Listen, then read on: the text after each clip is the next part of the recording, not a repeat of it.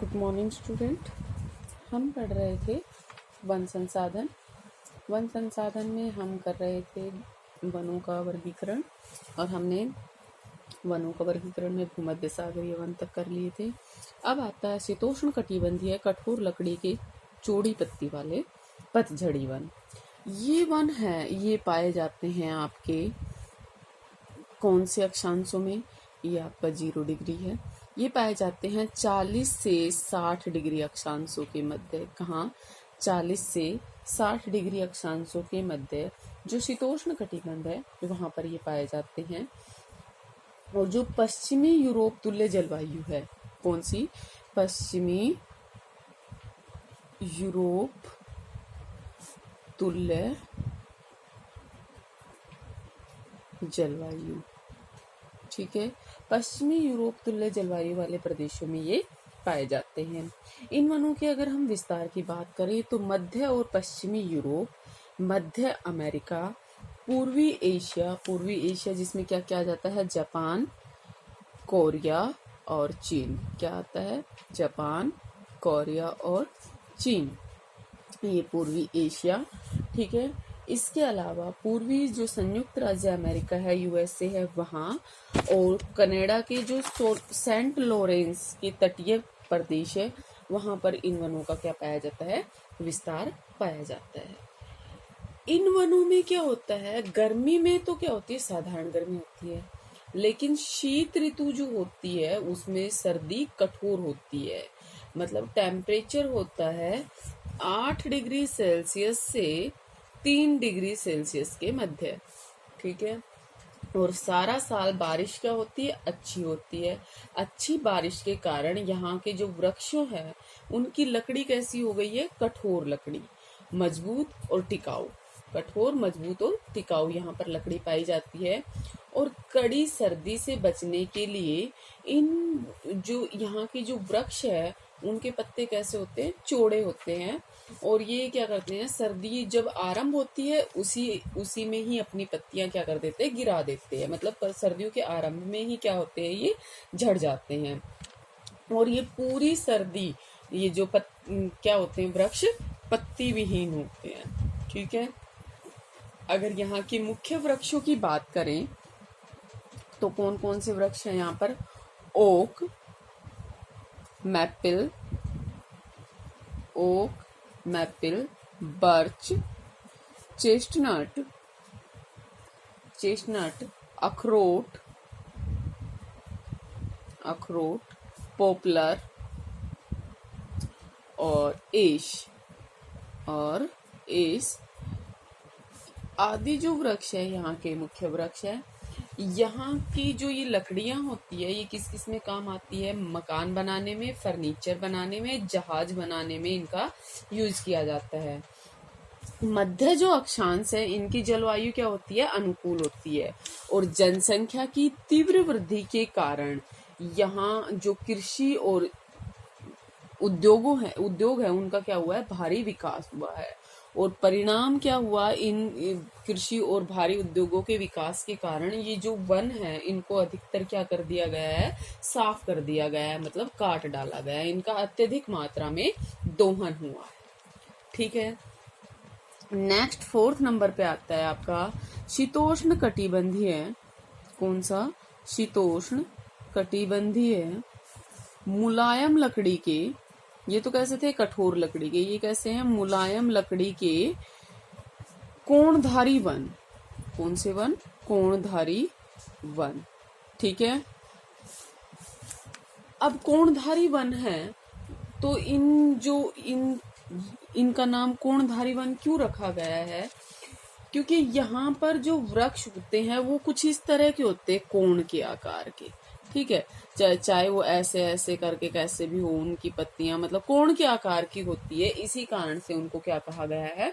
कोणधारी one कहा गया है। आपने क्रिसमस ट्री देखा होगा तो वो भी कैसा होता है? इसी टाइप का होता है। तो इसी कारण से इनको क्या कहा गया है? कोणधारी वन कहा गया है। और यहाँ पर जो फल इन वृक्षों पर जो फल पाए जाते हैं वो भी कैसे आकार के होते हैं? कोण के आकार के होते हैं। और उन फलों के अकॉर्डिंग इनका नाम रख दिया कोणधारी। इन वनों का अगर हम विस्तार की बात करें तो उत्तरी अमेरिका और यूरेशिया के उत्तरी भागों, यूरेशिया मतलब यूरोप और एशिया के उत्तरी भागों में कितने अक्षांशों के मध्य 50 डिग्री से 70 डिग्री जो है इन अक्षांशों के बीच में, ये देखिए कौन सी, 50 से 70 के बीच में ये पाए जाते हैं एक विस्तृत पेटी के रूप में। साइबेरिया जो है रूस के जो ऊपर स्थित है उत्तरी भाग में, ये देखिए क्या, साइबेरिया, साइबेरिया मतलब ये वाला हिस्सा है। अगर यहाँ की बात करें तो यहाँ इन वनों को बोला जाता है टैगा वन। क्या बोला जाता है? Taiga one. इसके अतिरिक्त जो संसार की पर्वतीय ढलानों पर है, ये कितनी मीटर की ऊंचाई पर, 1500 से 2000 मीटर की ऊंचाई पर ये वन मिलते हैं।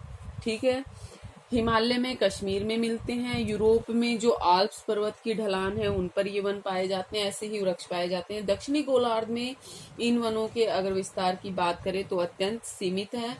जैसे दक्षिणी चिली में पाए जाते हैं, थोड़ी बहुत मात्रा में। कहाँ पाए जाते हैं? दक्षिणी चिली में ये वन पाए जाते हैं। ठीक है, दक्षिणी चिली के अलावा ये पाए जाते हैं ब्राजील के पठार में, और दक्षिणी अफ्रीका और न्यूजीलैंड में ये वन पाए जाते हैं। इन जो वनों के वृक्ष है वो क्या होते हैं?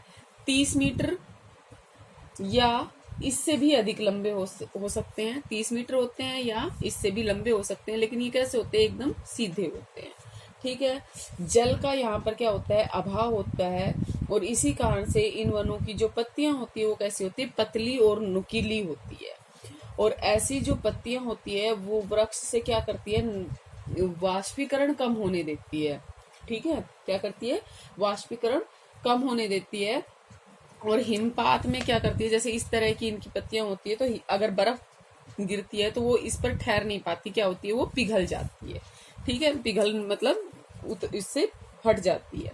ठीक है, तो ये बर्फ की मार से भी बची रहती है, और इससे क्या होता है? पेड़ सुरक्षित रहता है। सारा साल इन पेड़ों से क्या होती है? पत्तियां गिरती नहीं है, और ये कैसे रहते हैं? सदाबहार रहते हैं। ठीक है, आर्थिक दृष्टि से ये बहुत ज्यादा महत्वपूर्ण है। क्यों? एक तो इनकी लकड़ी कैसी होती है? मुलायम लकड़ी होती है। मुलायम लकड़ी के कारण इनको काटना और ढोना क्या हो जाता है? इजी हो जाता है। ठीक है, दूसरा, इनके अंदर झाड़ झंझाड़ नहीं पाए जाते। ठीक है, और इनमें आने जाने में कोई कठिनाई नहीं होती। झाड़ियां वगैरह नहीं पाई जाती, तो आने जाने में कोई कठिनाई नहीं होती। और इसी कारण से इनका जो व्यापारिक दोहन है वो क्या हुआ है? अत्यधिक मात्रा में हुआ है। और यहाँ के अगर प्रमुख वृक्षों की बात करें तो वृक्ष कौन कौन से हैं यहाँ पर? चीड़, देवदार, कैल, स्प्रूस, फर, लॉर्च, ब्लू पाइन और रेडवुड। ये क्या है यहाँ के? रेडवुड, ये क्या है? मुख्य वृक्ष है यहाँ के। ये तो क्या थे? वृक्ष। अब देखो ये 4 इसमें ही दिख रहे हैं, वैसे आप देखोगे तो ये 6 और 7 तरह के आपके वन हो गए हैं। ठीक है, अब इसके बाद आता है वन संसाधन जो है, इसके लाभ क्या है, बेनिफिट्स क्या है, या यूजेस क्या है, उपयोग क्या है इसके। ठीक है, तो किस किस में इसके हमें डायरेक्ट भी लाभ होते हैं और इनडायरेक्ट भी होते हैं। ठीक है, इनडायरेक्ट भी होते हैं, प्रत्यक्ष भी होते हैं और अप्रत्यक्ष भी होते हैं। सबसे पहले प्रत्यक्ष देख लेते हैं। तो प्रत्यक्ष में सबसे पहले आता है ईंधन के लिए क्या मिल जाती है? लकड़ी। ईंधन के लिए लकड़ी मिल जाती है। ठीक है, सबसे पहला कि घरेलू और औद्योगिक कार्य में जो जलावन लकड़ी के रूप में जो यूज होती है वो वनों से ही मिलती है।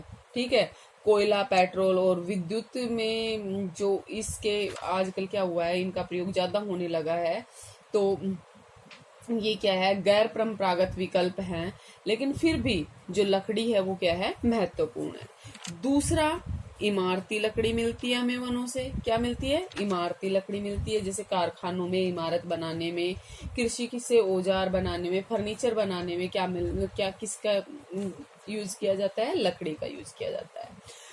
थर्ड नंबर है भोजन। हम जो हम भी क्या करते हैं डायरेक्ट रूप से, जैसे फ्रूट वगैरह हमें मिलते हैं तो ये किससे मिलते हैं, हमें वृक्षों से मिलते हैं। इसके अलावा जो आदिम जातियां हैं जो रहती ही कहाँ है, वनों में रहती है, वो कंदमूल, फल और पशु पक्षियां जो है उनके आखेट के रूप में अपने भोजन के लिए किस पर डिपेंड करते हैं, वो पूरी तरह से वनों पर डिपेंड करते हैं। ठीक है। इसके अलावा फोर्थ नंबर पे आता है औद्योगिक कच्चा माल। वनों से जो क्या होता है, हमें अनेक प्रकार के गौण उत्पाद भी मिलते हैं, जैसे गोंद है, रेजिन है, चिकिल है, जंगली रबड़ है, छाल है, कार्क है, लाख है, तेंदुपत्ता, ये सब है। ये हमें कहाँ से मिलते हैं, वनों से मिलते हैं। और इन उत्पादों से क्या क्या होता है, कागज बनता है, दिया सलाई बनती है, प्लाईवुड बनता है, लाख बनता है, खेल का सामान बनता है, सजावट का सामान बनता है, और रेशम आदि, ये सब क्या होते हैं, इनसे ये हमारे उद्योग इन पर डिपेंड करते हैं। ठीक है। तो उद्योगों के लिए जो कच्चा माल मिलता है वो कहाँ से मिलता है, वनों से मिलता है। इसके अलावा 5वें नंबर पे आती है जड़ी बूटियां। वनों से हमें क्या मिलती है, बहुत सी जड़ी बूटियां भी प्राप्त होती है। दातुन हम करते हैं वो भी कहाँ से मिलती है, पेड़ पौधों से मिलती है। चंदन, आंवला, बेलगिरी, संजीवनी, कचनार, और जो और भी बहुत से जड़ी बूटियां जो ऐसे ऐसे रोग होते हैं जिनकी औषधियां बनानी पड़ती है, वो कहाँ से बनाते हैं, हम वृक्षों से बनते हैं। सौंदर्य प्रसाधन के जो सामान बनता है, सुगंधी के लिए जो ये आपके परफ्यूम वगैरह बनते हैं, ये भी किससे बनते हैं, आपके वनों से बनते हैं। और इन सब के लिए जो कच्चा माल हमें कहाँ से मिलता है, वनों से मिलता है। ठीक है। इसके बाद आता है 6 नंबर पर कृत्रिम रेशा। आजकल क्या होता है, वनों की लकड़ी जो है उनसे कृत्रिम रेशा बनाने लगे हैं हम लोग। ठीक है। और इस कृत्रिम रेशे का उपयोग हम कहाँ करते हैं, वस्त्र निर्माण जो उद्योग होता है उसमें करते हैं। और इससे क्या हुआ है, वन संसाधनों का महत्व बढ़ा है। ठीक है। नेक्स्ट आता है आश्रय स्थल। अब वनों में बहुत सारी आदिम जातियां रहती है, इसके अलावा असंख्य जो जीव जंतु है, ठीक है, जो जानवर हैं, ये भी क्या है, वनों में वन ही इनका घर होता है।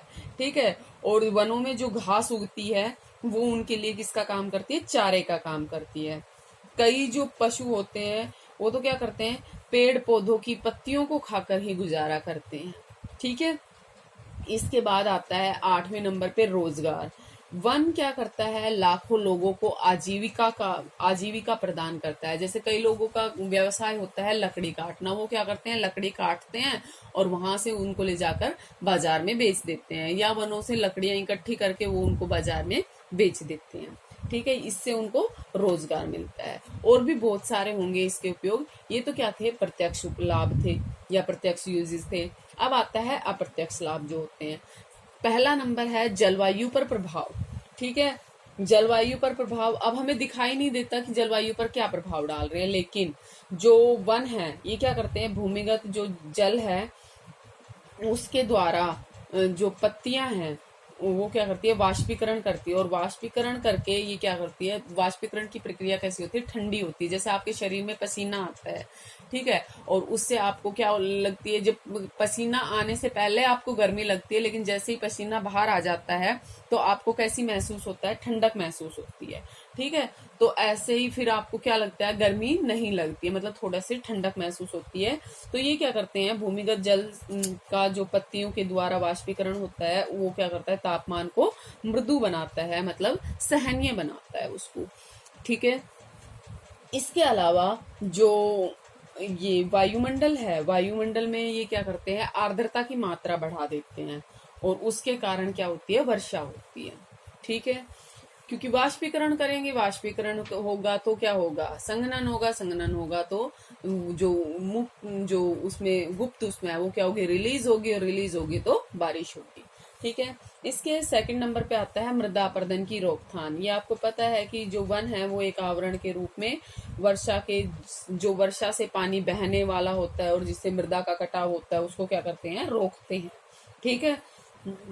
और ये प्राकृतिक संपदा के लिए एक पहरेदार का काम करते हैं।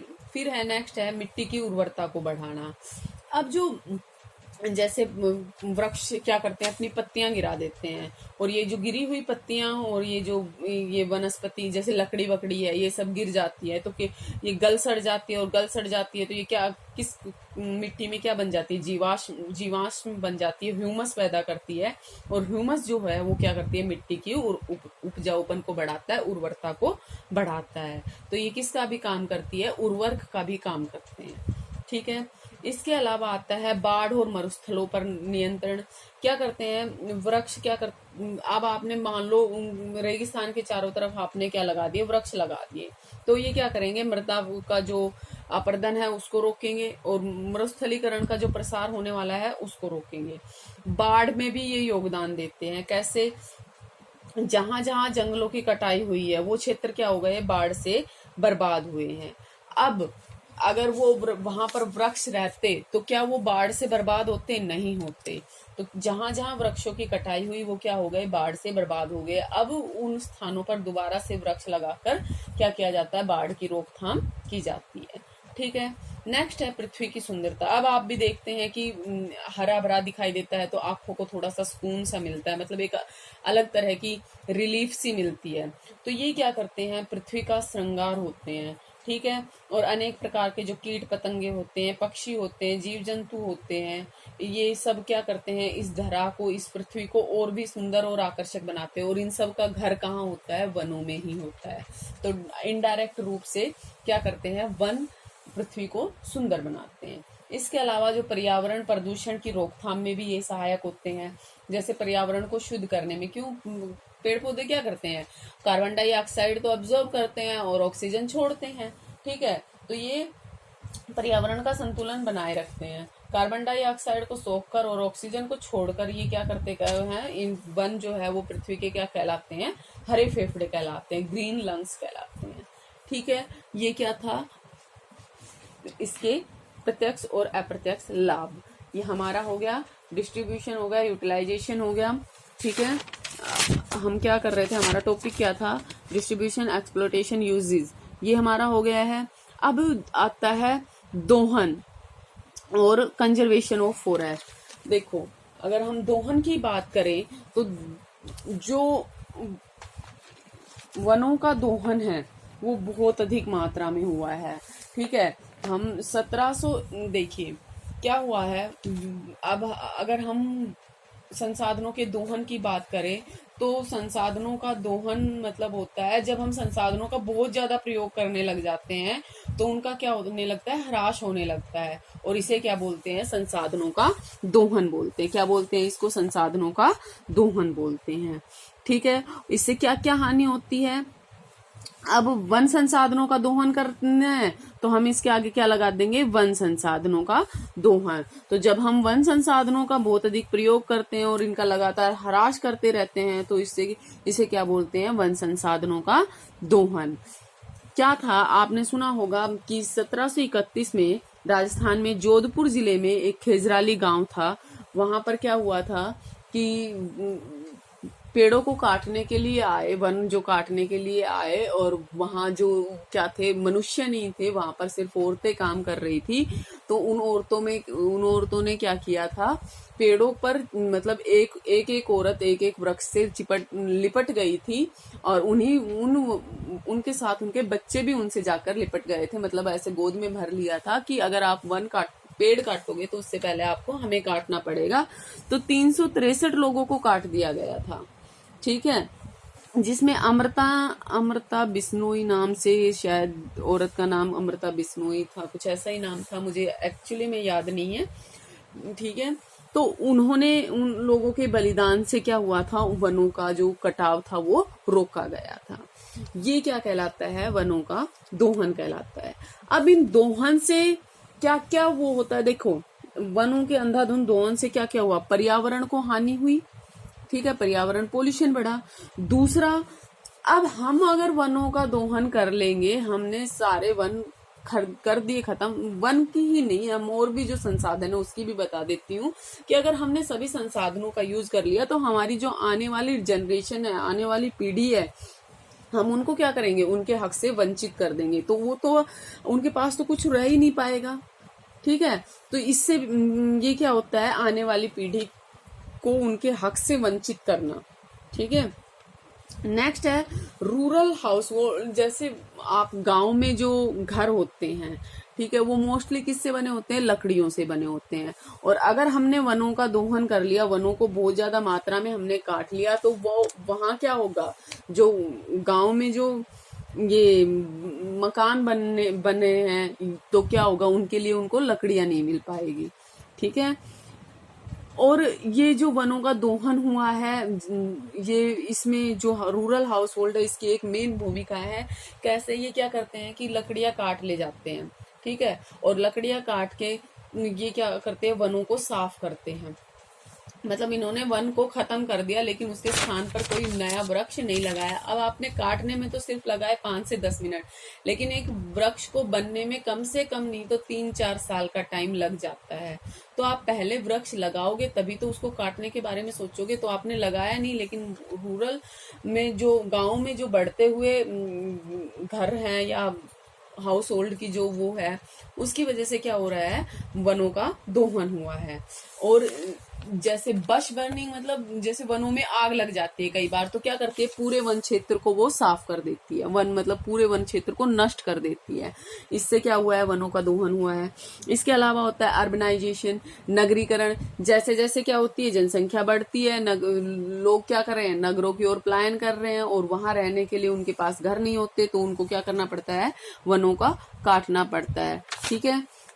इसके अलावा जो इरोजन है, अपर्दन जो है, मृदा अपर्दन या मृदा अवक्रमण जो है, उससे भी क्या होता है, वनों का दोहन होता है।